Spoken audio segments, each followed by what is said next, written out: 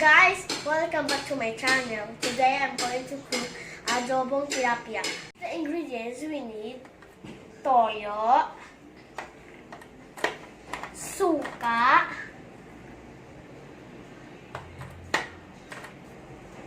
paminta, bawang, luya, dahong laurel. Now let's pour the ingredients in the tilapia.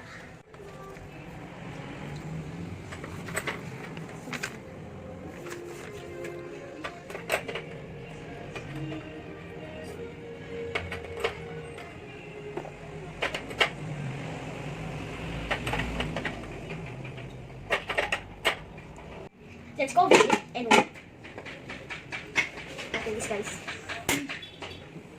Okay, that's ready. Smells delicious. Let's serve it.